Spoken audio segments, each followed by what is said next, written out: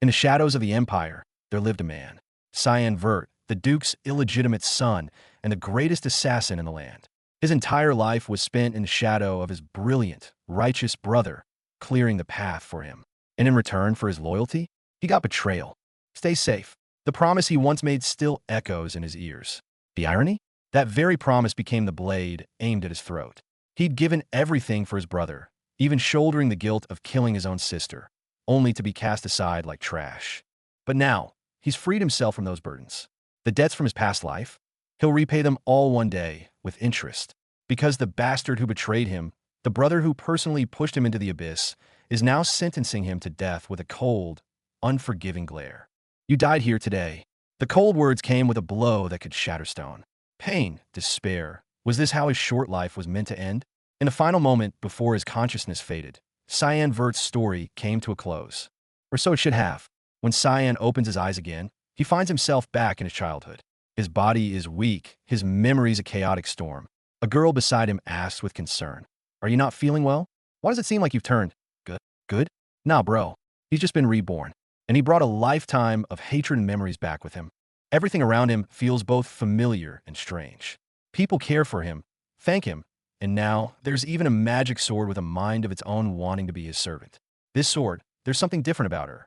We're just a master and a servant." The magic sword, K-Ram, says coolly, only to reveal her Yandra side a second later. "That's right, but his body is going to be mine, so don't get any funny ideas." Great. The new life has just begun, and he's already stuck with an overly possessive weapon girl. Things are definitely not going to be boring. Meanwhile, a letter reaches the Chancellor of Riven Academy. In it, a man declares his departure from the Order of Light because they have lost their way. A massive storm is quietly brewing at the heart of the Empire's power. The letter's author, an old colleague of Cyan's, warns the Chancellor that a conspiracy involving Cyan's brother Ishel and Prince Lunel is about to unfold. The family's honor, the Empire's future, everything is on the line. The Academy's Chancellor, Kundal Kusal, an old fox who's lived for centuries, seems to have sensed something as well. He meets with a young man named Boris, the very pawn who works for the prince. "When were you planning on telling me that you work for my grandson, Lunel?"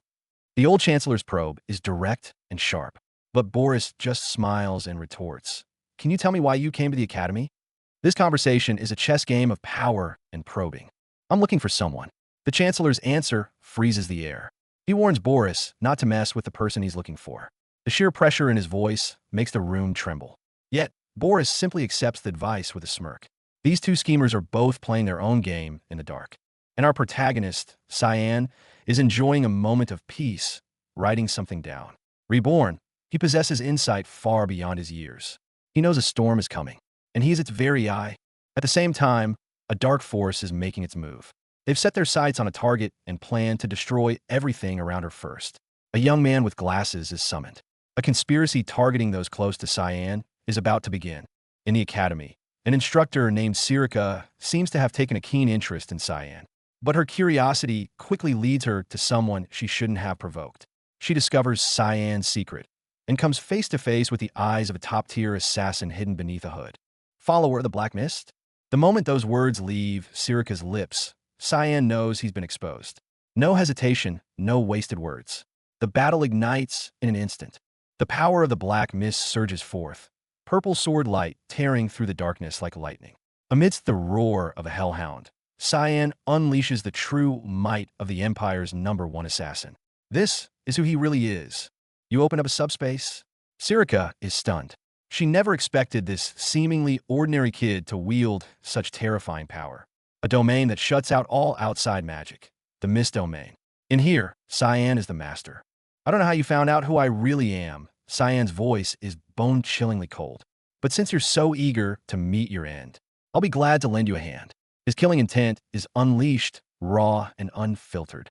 The first life-or-death battle of his new life has begun. This scene reminds him of another battle from his past life. That man, Boris Lehelm, was just as confident, thinking he had victory in the palm of his hand. But for how long would that confidence last? Boris Lehelm, your purge begins now.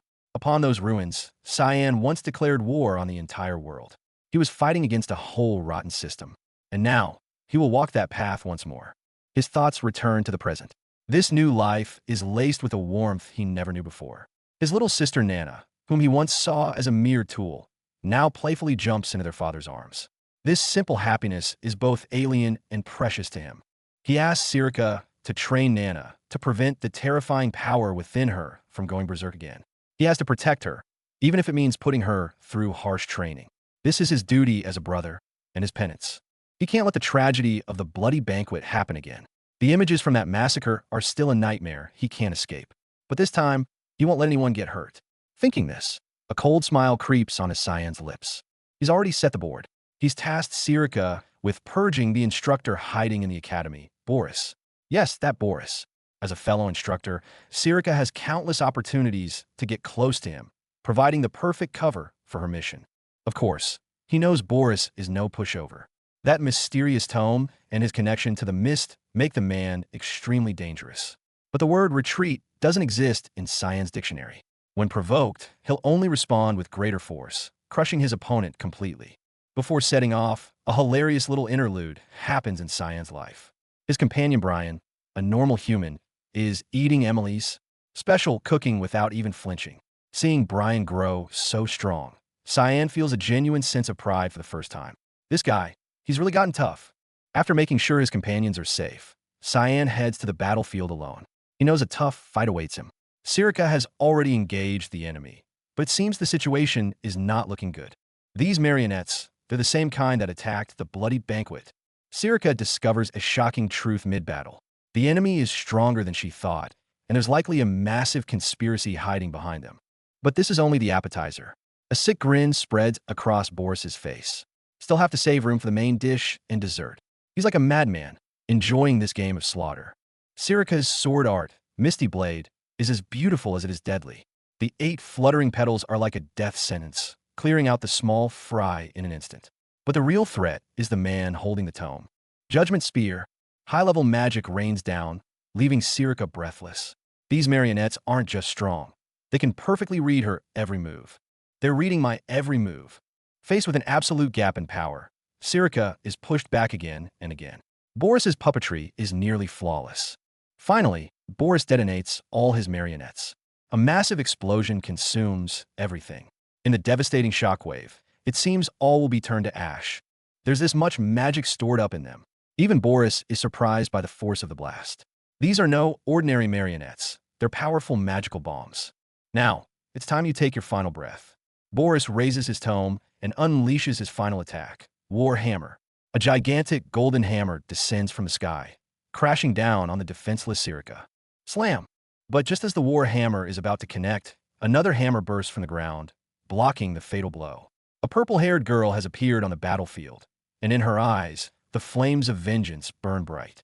Truly impressive. Not only a talented warrior, but you also possess such vast knowledge. Boris applauds, his tone dripping with sarcasm. But do you really think you alone can turn tide? But Cyan just grins. So what's your point?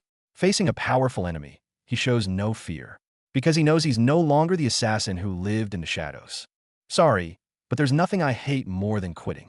Before his words even fade, Cyan deploys his secret arts. He's going to make this arrogant bastard taste true despair.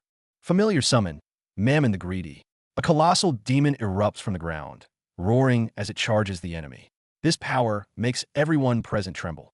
That's right, the reborn young lord is an assassin. And in an assassin's dictionary, there's only one phrase: mission complete. No one will stand in the way of his revenge. Mammon's arrival instantly turns the tide of the battle. Those seemingly indestructible marionettes are like paper in the face of absolute power, crumbling with ease. You've turned your magic into a familiar. How extraordinary. For the first time, a flicker of panic appears on Boris's face. He realizes he might have just messed with the wrong monster. Fool. Cyan spits out the single word. He's no longer a pawn to be manipulated. Now, it's his turn to play the game. The battle reaches its peak. Though shocked, Boris hasn't given up. He launches a fierce counterattack using the power of his tome. But Cyan's speed is too much for him to track. I couldn't even see her move. Twirl, then stab. Every one of Cyan's attacks is precise and lethal, a textbook display of the art of assassination. Boris is cornered, flustered, and completely unable to fight back. Checkmate. Cyan's voice is like the whisper of death itself. As Boris watches in terror, the final, fatal blow is about to land. But Boris is the prince's right-hand man, and he's got more tricks up his sleeve. He seizes the opening before Cyan can cast another spell and launches a surprise attack. She won't get a chance to cast. The tables turn once more, and Cyan is slammed to the ground. Countless judgment spears appear again, but this time they have only one target, Cyan. He dodges and weaves through the golden rain of light, but still gets hit. The situation has become critical. In the end, Cyan is pierced by the golden beams of light and collapses in a pool of his own blood. His companions fall one by one. Can it be that even with a second chance, he still can't change his fate? Another massive explosion rocks the battlefield, and this time, Cyan is at its center. He's thrown violently into the air, his consciousness fading once more. However, just as Boris thinks he's won, a golden barrier blocks his attack. The weapon of the gods blocked it. A power that doesn't belong to Cyan has interfered in this battle. Black blood. Black blood trickled from Cyan's eyes. He realizes that there's a huge secret hidden within both his enemy and himself. The marionettes and the daystone that appeared at the bloody banquet. They were both first created by the Black Blood tribe. The truth finally surfaces. Everything is connected to that mysterious tribe. So you were behind that massacre. Bully Sluelm. Cyan's rage finally explodes. Exposed, Boris actually smiles with relief. It seems he'd long expected this day. But just as he prepares to meet his end, Mammon is repelled by a golden magical formation. A far more powerful enemy has appeared. An enemy that makes even Cyan feel despair. I don't think I can break through. Who could break into my subspace? Boris is shocked to find his domain being forcibly shattered from the outside. Does he have an ally? In the next second, a figure appears like a ghost behind Boris. It's Cyan. In a desperate situation, he has launched a counterattack that surpasses all limits. The fatal dagger plunges down without mercy. This time, nothing can stop him. The traitor's fate is sealed. What a pathetic sight. A woman's voice rings out. She is the mysterious person who just intervened, Hiskria. Her appearance makes the already complicated situation even more bewildering. I can smell it. The stench of hypocrites like you makes me sick to my stomach. Cyan's hostility towards this woman is palpable. His assassin's intuition tells him she is far more dangerous than Boris. You've chosen the wrong side. Hiskria's voice is ice. She doesn't seem to care about Cyan's threats. A battle on a whole new level is about to erupt. But at that moment, a divine power descends from the heavens. The power of the Most High God Seraphim. And this power seems to resonate with Cyan. Cyan's body is enveloped in golden runes as an unprecedented power awakens within him. He is being reborn in body and spirit. How is he enduring the power of the Most High God? Hiskria is floored. She can't comprehend how a mere mortal can wield the power of a god. Red flames ignite in Cyan's eyes. Just what is this power? The master of the magic sword stands right before us. We have to defeat him now. Boris's accomplices finally realize what kind of monster they're up against. But it's already too late.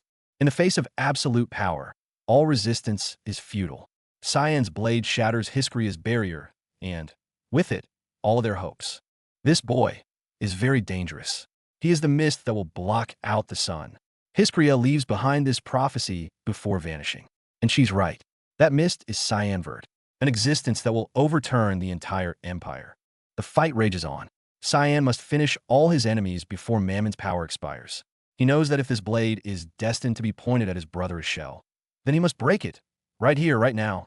Misty Blade, giant tree root.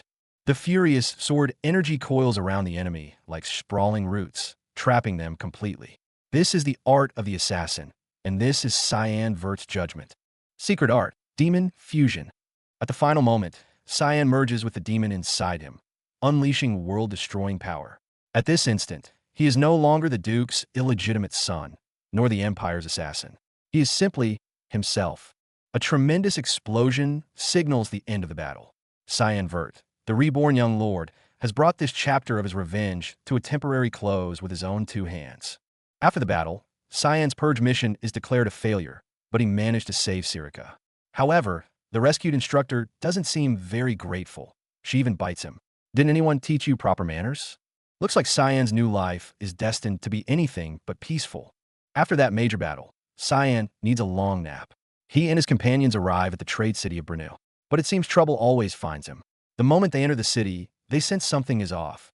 Here, he unexpectedly runs into the old chancellor from the academy. The man who's lived for centuries has actually left the academy, grounds himself.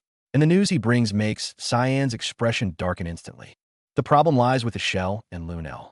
The old chancellor's words confirm Cyan's suspicions. His dear brother and that ambitious prince are indeed plotting a grand conspiracy to overthrow the empire. Cyan foresaw all of this long ago. The chancellor says with a bitter smile. He finally understands that the illegitimate son who always lived in the shadows was the one who saw everything clearly. And he was too complacent about the future. The empire is about to fall into great chaos. A coup d'état is coming. The news hits like a thunderclap. A storm that will sweep across the entire empire is now unavoidable. And Cyan will once again be dragged into the heart of it. In Brenu, Cyan's companions also run into trouble. A few idiots who don't know any better try to pick a fight with them. They clearly have no idea who they're messing with. Just as Brian is protecting Nana and heading for the safe house, a figure quietly slips away from the group. It's the little girl with demon blood. She seems to have caught a scent that piques her interest. Meanwhile, Cyan, having overheard the news of the coup, is filled with shock and rage. I can't believe Michelle and Lunel are planning something so terrible. He must stop them, for himself and for all the innocent people. Back at the academy, it seems Cyan's harem is in turmoil. The meeting between Ellis and the magic sword Kairam has filled the air with tension. Cyan himself is oblivious to this. All he knows is that two very troublesome women seem to be living in his dorm. Just then, shocking news arrives. The little demon girl is gone. Brian and Emily are frantic. They don't know that the girl has been drawn into a much deeper conspiracy. Any companion of Cyan's is a companion of mine. Let's look for her together. Ellis shows incredible resolve. The group immediately heads for the port, ready to set sail and find the missing girl. At this very moment, the missing girl, Nana, is standing alone on the docks. Two men with ill intentions have already set their sights on her. They see her as goods to be sold. Looks like another sack of cash just landed on her doorstep. The man flashes a greedy smile. But in the naive Nana's eyes, they're just nice people who can give her candy. This contrast between innocence and evil creates an incredibly eerie atmosphere. Nana remembers her papa, Cyan's teaching. Never accept candy for strangers. But in her current state of gratitude and joy, she has forgotten all about the danger. Right through that door is all the candy you can eat. Lured by the man, Nana walks step by step into the trap. Even though Cyan's warning still echoes in her ears, she is easily deceived. By the time Nana realizes she's been tricked, it's too late. She's been thrown into a dungeon with other kidnapped children. Tears streaming down her face, she whispers an apology. "I'm sorry, Papa." Meanwhile, a pink-haired boy follows a scent to this underground prison. When he lifts the white cloth covering a cage, he sees something shocking. A high-level monster, a red knoll. "So, that smell was you." Yet the boy isn't afraid. He smiles at the monster in the cage and asks, "Want to get out?" There is no fear in his eyes, only absolute confidence. He is, of course, Cyan, who has come to the rescue. This port is the base of the Red Knoll Merchant Guild. Their president, Torino, a cruel trafficker, is preparing to ship out his goods. They have a dirty deal with the Garum Academy of Sorcery, specializing in kidnapping young children. With the Grey Guild out of the picture, they become even more brazen. But what they don't know is that a true demon has already set his sights on them. Just as they prepare to set sail, a massive explosion rips through the port. Nana will make you pay. From that small body erupts a terrifying power capable of destroying everything. Cyan, or rather, the Nana of this moment, will wash away their sins with their own blood. The port is burning, and at the center of the chaos is a tiny figure. Rage is the only theme here. Nana will make you pay. This isn't just a threat, it's a verdict. These traffickers picked the wrong target. They thought they were bagging a lamb, but they've just provoked an ancient dragon. You're bad, lying adults. Nana's voice is childish, but her actions are anything but merciful. Facing a mob of grown men, her small frame is like an unbreakable barrier. They mock her, calling her a little runt, and swing a massive axe, thinking they can end this easily. Huh, how naive. The grunts are cleared out in an instant. Nana stands with her arms crossed amidst a field of fallen enemies, her purple mana flaring like a wildfire. But the real trouble has just arrived. A man in a red cloak smirks and gives his order. "Kiki. Interesting. Go and bring her to me alive." The new wave of enemies is fiercer, but the boss seems to have forgotten to specify the alive part with enough emphasis. Seeing one of his beastmen about to smash Nana to bits with a heavy blow, the boss erupts in fury. "Hey, didn't I just tell you to bring her to me alive? When your minions are this incompetent, you've got to micromanage. What a terrible team." Facing a snarling magic wolf and waves of enemies, Nana's power seems endless. She lifts a giant boulder with one hand, her golden eyes burning with pure combat instinct. This is no longer a simple fight. It's a one-sided slaughter. Just how many secrets are hidden within that small body? Can't you even beat a little girl? The mastermind finally loses his patience and steps into the fight himself. He gathers his magic, preparing for a fatal blow. But Nana just coldly raises her hand, an even more terrifying energy converging in her palm. A true power showdown is about to detonate. A massive boom rocks the entire region. The explosion is so huge it reaches a distant town, startling everyone. The citizens stare at the pillar of smoke in the distance, dumbfounded. Oh my, what's going on over there? Cyan's companions also sense this abnormally powerful mana. I feel a lot of mana coming from that direction. They immediately sprint towards the scene. Back at the heart of the battle, the red-robed man has been beaten half to death by Nana, buried under rubble, and can only summon his final trump card in a fit of rage, a massive demonic beast. But just as the beast is about to tear everything apart, a black-armored figure in a mask descends from the sky, fighting alongside a demonic wolf that exudes an equally ominous aura. In an instant, the tables turn. The red-robed man doesn't even have time to react before he's sent flying, crashing pathetically into the ground. The fight ends quickly. Nana stands calmly amidst the wreckage, as if that little warm-up barely piqued her interest. She casually rescues a lost wolf cub and even scares a few of the kidnapped kids into running back home. "Tada!" she exclaims, holding up the cub like a child seeking praise. The cute but deadly contrast is irresistible. But war moments are always fleeting, especially when her disobedient subordinates finally find her.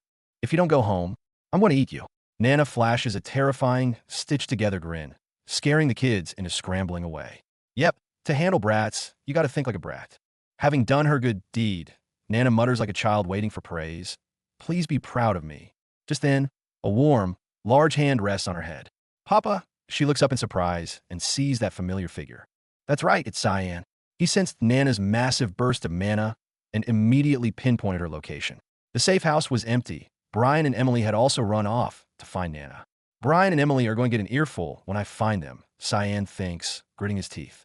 The reunion isn't exactly heartwarming. Cyan's expression is terrifyingly dark. "Good," he says in a low voice. "Then you must know exactly what you did wrong. It looks like a serious family meeting is unavoidable." The commotion also attracted some unexpected guests. A panicked young blonde noble comes running, and he recognizes Cyan. He never leaves the academy. What's he doing here? The scent of trouble is getting stronger. However, bigger trouble is yet to come. A majestic figure appears before them, and the servants immediately kneel. Cyan looks up, his pupils contracting sharply. "Father," the newcomer is the Duke himself, his sharp eyes looking like they can see through everything. "It's been a long time, son. Let's talk." The Duke's voice is calm, yet it carries an undeniable pressure. Cyan knows that the greatest challenge since his rebirth has only just truly begun. The conversation cuts right to the chase, money, and power. The Duke questions why Cyan has cut the fief's expenses to make large donations to the Empire instead. Cyan calmly retorts that it's a necessary move to secure their footing in the Empire's power games. If they don't play along, they'll eventually be devoured. Cyan's brother, Lunel, jumps in emotionally. He craves the throne and can't understand their father's conservative approach. But the Duke shuts him down with a slap. As long as Akusal becomes emperor, Cyan sneers, tearing open the family's ugliest scar. "You mean like when you had your dead sister marry the emperor?" The air freezes instantly. The confrontation between father and son ends in a fallout. Meanwhile, a mysterious figure is plotting in the shadows, his target being the master of the magic sword. He burns the secret message, his eyes filled with confidence. I fear they will be foiled yet again. The hunter becomes the hunted. There are far more players in this game than it seems. On another front, Cyan's half-brother, Ellis, is scheming his own little plot. He's jealous of Cyan, viewing him as a thorn in his side. This family is just full of talented individuals, isn't it? The scene shifts. Cyan, in his terrifying shadow form, appears before his former life's instructor, Boris Lehelm. "At my lord's service," he whispers, surrounded by an ominous black mist. It's a reunion of old acquaintances, but the atmosphere is anything but friendly. This triggers a buried memory, the betrayal from his past life. The cold touch of a blade at his throat, the betrayer's merciless face. That was the end of his life as the Empire's greatest assassin and the beginning of his rebirth. He will never forget that pain. It turns out, it was at the bloody banquet that Cyan first sensed the power of the magic sword, and eventually found its master, himself. His brothers planned everything, but this was the one variable they missed, leading to their total failure. How could I not have noticed? His brother roars in regret. Yeah, how could you not have noticed that the little brother living in your shadow was the real monster all along? The story's clues now point to a prophecy of a holy sword and a saintess. It seems to be another path to power. But just as Cyan's servant overhears this secret, he's discovered. Looks like we have a rat. The eavesdropper is silenced with a single strike. But what's more shocking is that the attacker is the very Lord Ishel he thought was loyal. No, that's not right. Cyan's memories scream. The face before him belongs to the man who betrayed him in his past life. Kellen. You've had me quite fooled. Kellen. In the moment he's pinned underfoot, Cyan's consciousness becomes crystal clear. Old hatreds and new betrayals surge, and in his eyes, the blue flames of vengeance ignite. Back in the present, Cyan is tearing through books in the Academy library. He needs information about the ancient language book he saw in Instructor Boris's office. There has to be a crucial secret hidden within its pages. Just as he's completely focused, Princess Erin appears silently behind him. What is you so engrossed that you didn't even notice me? Apparently, trying to be an invisible nobody at the Academy isn't as easy as it sounds. Princess Erin seems worried about Cyan, asking around for any news of him. But another lady appears to be supremely confident about his return. It won't be long before Cyan returns to us. Her confident smile is a little unsettling. Suddenly, an emergency letter from the Imperial House shatters the peace. Cyan's brother arrogantly rips it open, but his face changes instantly when he sees the contents and his father's handwriting. The contents of the letter, an engagement. To solidify their alliance, the Empire has betrothed Princess Erin to Cyan Vert. The princess blushes beet red, while our protagonist, Cyan, is completely bewildered. Isn't this plot developing a little too fast? The scene shifts to the Imperial Palace, with a sick emperor, a duplicitous princess, and an unfathomable cardinal. Everyone in court wears a mask. Behind this marriage alliance is clearly a meticulously planned political conspiracy. The cardinal pays a hypocritical visit to the emperor, his words laced with probing questions and mockery. In this prison of power, familial affection is the cheapest commodity. The emperor's health deteriorates by the day, while the cardinal closes in. He's worried about his grandson Lunel, but he's more worried about his own family's power. Everyone is placing their bets for their own gain. In this conversation, the cardinal makes no secret of his ambition. For as long as I live, he will never cause any trouble. The he he's referring to is, without a doubt, Cyan. His magic is powerful but unstable, filled with a tyrannical aura. This is an old fox who will stop at nothing for power. Cyan has just gained another tricky enemy on his path forward. Both the emperor and the cardinal are talking about Cyan. One believes he can protect the princess, while the other sees him as a thorn in his side. Our protagonist, without even realizing it, has become the eye of the storm. The emperor decided on their engagement precisely because he trusts Cyan. He recalls a scene from 3 years ago, the black-haired assassin guarding the young princess under a starlit sky. I believe he will protect her with his life. What a pity he doesn't know that Assassin has already been reborn. The cardinal's evaluation of Cyan, on the other hand, is, in my 50 years of being an educator, he's the worst slacker I've ever seen. But he also admits that Cyan possesses a rare talent. This love-hate assessment is truly something else. As long as he remains by her side, Princess Erin will be safe. The cardinal's words are dripping with calculation. What is he truly worried about? Is he afraid of history repeating itself, of another tragedy of sibling bloodshed? The internal strife of House Vert has never ceased either. Sibling bloodshed seems to be a curse upon this family. Everyone has their own agenda, constantly probing one another. Would you dare challenge your older brother? Faced with his brother's provocation, Cyan is no longer that timid, illegitimate son. His gaze is ice cold, filled with disdain. I'm sure you know very well what I'm getting at, Cyan says, pinning him down and enunciating every word of the shocking secret. You try to kill off all your siblings, dear brother. Everyone in this family is an actor. His sister, Violet, questions her own accomplice. What are you scheming? It seems the secrets of this family run deeper than anyone could have imagined. Meanwhile, Princess Erin completely breaks down upon hearing the engagement news, screaming and burying her head in the table. Her friend Rezimus, however, fully supports the marriage, creating a scene of utter chaos. I've seen how your heart aches for Lord Cyan, Your Highness. Resimus's helpful comment makes Eren even more mortified, and she sends him flying with a punch. This whole engagement drama is getting more and more entertaining. Amidst the chaos, Cyan's thoughts drift back to the past. He had shouldered too much, even as a child. For him, rebirth is not just for revenge, but also for redemption. Cyan and Eren meet again in the library. This time, they're not talking about the engagement, but about a mysterious ancient book, the Sacred Tome. Eren saw it in Instructor Boris's office, and this is the very clue Cyan has been searching for. Together, they research clues from ancient texts. The book mentions a mountain thick with sand trees, supposedly the place where demons went to slumber after their defeat in the War of the Gods and Demons. Just as Eren thinks they're going to search for the Sacred Tome together, Cyan reveals a stunning truth. What I'm looking for isn't the Sacred Tome. His eyes glow red, his tone resolute. It's the book that can stand up to it. The demonic book, Remiharum. A bombshell. This is Cyan's true goal. He doesn't seek the light. He seeks power great enough to defy everything. He's no longer a pawn in anyone's game. He's going to be the player. Cyan's knowledge of forbidden texts arouses the suspicion of both Eren and his bodyguard, who's watching from the shadows. How could an ordinary student know these secrets, which are kept hidden even from the Academy's top brass? This bodyguard was sent by Cyan's grandfather to keep an eye on him. Cyan knows this full well, but he has no time for these little games now. He needs to get into the Forbidden Archives and find more clues. So, Lamela, what's your choice? Cyan forces his bodyguard to choose with an undisguised threat. Either help him or face the headmaster's wrath together. The reborn Cyan has become decisive and domineering in his methods. The bodyguard, Lamela, submits. But she also makes up her mind to find out what secret Cyan is hiding. He's definitely hiding something. She decides to get closer to him and investigate.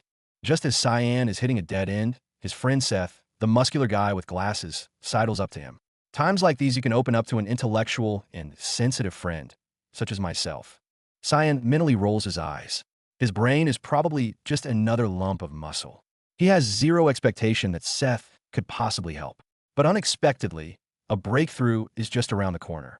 When Cyan mentions a mountain thick with sand trees, Seth's expression changes. That's a legend from his homeland, Spania, and it's also the place where he first tasted defeat. When he was just 6 years old, during a solitary training journey, Seth encountered that terrifying creature, Remiharum. Its absolute power made him feel a despair he had never known before. So, you mean Remiharum is a monster and not a book? Cyan finally understands. It seems he'll have to go and meet this old friend in person. Show me where you saw it, Cyan says. Seth freezes for a second, then gets excited. Let's head out right away. Could this be the feeling of going on an adventure with a friend? Seth remembers his lonely childhood and his mother's encouragement. You'll find a real friend someday. His mother's words feel like they were spoken only yesterday. Mother was right. Seth's face flushes with excitement. He turns to run, only to slam head first into a wall. Well, guess the muscle brain persona is here to stay. Just as the two are about to set off, that damned engagement letter shows up again. Cyan thinks with a headache. My list of headaches keeps growing. Faced with his retainer's questions, Cyan decisively folds the letter. I'll deal with this later. He knows all too well that the future he's planning for himself isn't a pretty one. He cannot, and will not, drag the innocent princess Eren into it. Before leaving, Cyan entrusts Nana to his retainers. Take good care, Nana, he says. He doesn't know that after he leaves, Nana also erupts with astounding power, determined to follow in her papa's footsteps. The retainers are left dumbfounded by this sudden explosion of power. Just how many monsters are there in this household? Meanwhile, Cyan and Seth travel across the desert on a peculiar flying machine, heading for the ruins in the Spania Kingdom. The adventure officially begins. Just leave it to me, dear friend. Seth pounds his chest with assurance. The moment he finishes speaking, the ground begins to shake violently. Cyan is speechless. This guy's a real character. After passing through a sandstorm, the two finally arrive at their destination, a vast ruin concealed by the sandy winds. Probably the first person to come here after me, Cyan says calmly. Seth looks proud, completely missing the deeper meaning behind that statement. But Cyan quickly senses that something is wrong. I think there may be other guests. His perception is far beyond that of a normal person. As expected, a group of hooded assassins is already lying in wait. They launch their attack without hesitation. And by the way, I'm not alone. Seth laughs, selling out Cyan's position without a second thought. My good friend Cyan Vert is hiding right over there. Bro, are you a friend or a foe? Cyan Vert? The lead assassin, Sharon, repeats the name. A flash of killing intent crosses his eyes. It doesn't matter what brings you here. Now that you know of this place, you will not leave alive. Karen's attack is as fast as lightning, but Cyan's reaction is faster. When Sharon gets a clear look at Cyan's face, he's shocked. He's just a boy. Shocked or not, the fight continues. Sharon underestimated Cyan's power. His magic is completely countered, and he's sent flying. This time, it's his turn to taste defeat. Furious and humiliated, Sharon turns his rage on his own subordinates. You little punks. He unleashes a powerful blast of lightning, preparing to clean house. But just then, a cold voice rings out. Put away your sword, Sharon. A blue-haired lady has appeared on the scene. Her presence is so powerful that even Sharon has no choice but to immediately drop to one knee. Lady Lunav? Cyan recognizes the newcomer. How'd you get here? The appearance of this mysterious lady makes an already complicated situation even more bewildering. Meanwhile, Cyan's retainers are busy covering for him. They've discovered that Nana is going through a draconic coming of age and will soon be able to mimic people perfectly. But a full-grown dragon. No one has ever seen one, and no one knows what will happen. They do their best to deal with the visiting nobles, trying to hide the fact that Cyan is absent. But lies always have a way of being exposed. On another plotline, a different group of adventurers has also arrived at the ruins entrance. They arrogantly refuse any offer of cooperation, believing themselves to be the strongest. They mock the failure of those who went before them, boasting about their own strength. The entrance was crawling with lizard men, a survivor warns. But Cyan frowns. He remembers, in his past life, there were no monsters at the entrance. Just then, with a massive boom, the entrance to the ruins is blown open. Countless lizard men pour out from the darkness, roaring as they charge towards the unprepared group of elites. The gears of fate, in some unknown corner, have quietly shifted. How many things has Cyan's rebirth changed? And where will the path ahead lead?